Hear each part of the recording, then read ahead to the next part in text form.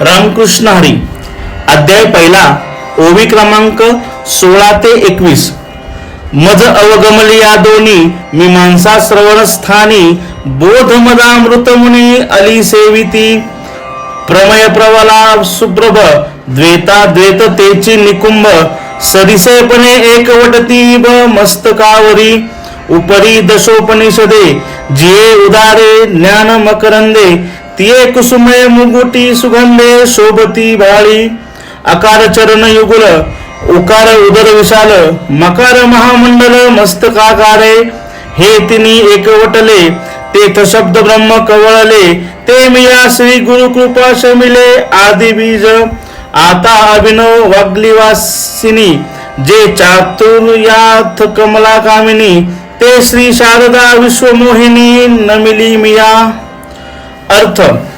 पूर्व मीमांसा आणि उत्तर मीमांसा हीच त्या गणपतीच्या कानांच्या ठिकाणी असून बोध हे त्यांचे मदरूपी अमृत मुनिरूपी भ्रमर सेवन करतात असे मला वाटते.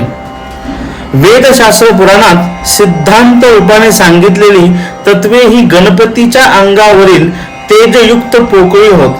द्वैत आणि अद्वैत मते ही मस्तकावरील गंधस्थळे असून सारखेपणाने ती तेथे एकत्र आली आहेत. ज्ञानरूपी मकरंद ज्यामध्ये परिपूर्ण भरलेला आहे अशी ईशावास्य इत्यादी 10 उपनिषदे ही जणू सुगंधी फुले असून ती गणपतीच्या मुकुटावर उत्तम तऱ्हेने शोभून दिसत आहेत. ओंकाराची पहिली आकार मात्रा हे गणपतीचे दोन्ही पाय आहेत. दुसरी ओकार मात्रा हे त्याचे मोठे पोट आहे. तिसरी मकार मात्रा हा त्याच्या मोठ्या वाटोळ्या मस्तकाचा आकार आहे. अकार उकार मकार या तिन्ही मात्रा एकत्रित झाल्या म्हणजे त्या ओंकारात संपूर्ण वेद संक्षेपाने समाविष्ट होत असतो.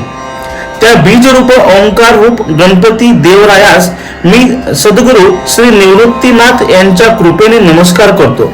यानंतर नित्य नूतन प्रतिभा आणि वाणीच्या रूपाने क्रीडा करणारी चातुर्य अर्थ व कला यांची कामिनी विविध रस आणि अलंकारयुक्त मधुर भाषेद्वारा संपूर्ण विश्वाला मोहित करणारी अशी जी शारदा तिला मी विनम्र भावाने नमस्कार करतो.